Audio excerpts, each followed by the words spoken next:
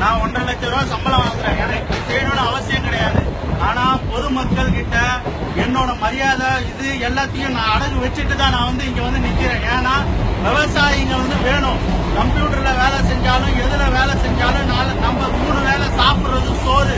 அந்த சோறை கொடுக்கிற விவசாயி உயிரோட இருந்தாதான் நம்ம சோத்தை சாப்பிட முடியும். அதை முதல்ல புரிஞ்சுக்கோங்க. என்னதான் சம்பாதிச்சாலும் என்னதான் பண்ணாலும் சோறு தான் வேணும். அந்த சோறு செய்யற விவசாயி உயிரோட இருந்தாதான் நம்ம ஒவ்வொருத்தரும் உயிர் வாழ முடியும். இல்லாட்டா ஒவ்வொரு சோத்துக்காக பிச்சை தான் எடுக்கணும். அந்த பிச்சையை நாங்க இப்பயே எடுக்கிறதுக்கு வந்திருக்கோம். அதான் அதுக்குதான் இந்த சட்டி. பாத்துக்கோங்க.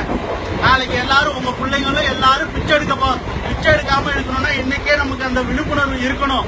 சூடு சொரணை நம்ம உணவே சேஞ்ச் ஆயிடுச்சு, மாறி போச்சு.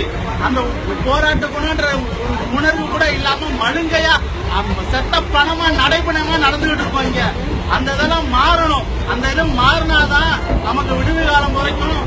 நம்ம விவசாயிகளுக்கு நல்ல வழி பிறக்கும். அது வழி பிறந்தாதான் நல்ல சோறு நம்மளால சாப்பிட முடியும். அதை முதல்ல புரிஞ்சுக்கோங்க. நாங்க இங்க யாருக்கிட்டையும் காசு வாங்குறதுக்கோ எது வாங்குறதுக்கோ இல்ல கட்சியை சார்ந்தவங்களும் கிடையாது. தனிப்பட்ட மனுஷன். எனக்கு தோணுச்சு சோறு தின்றோம். அதனால அந்த உணர்வு உங்ககிட்ட வந்திருக்கிறோம். 234 எம்எல்ஏ, 50 எம்பி, வெறும் 284 இந்த 7.5 கோடி ஜனத்தையும் பொட்டையா வச்சிருக்கிறான்னா நம்மளாலதான். காரணம் நம்மளாலதான். நம்ம கிட்ட அவனுக்கு பயம் இல்ல. மொத்த ஜனங்களும் இந்த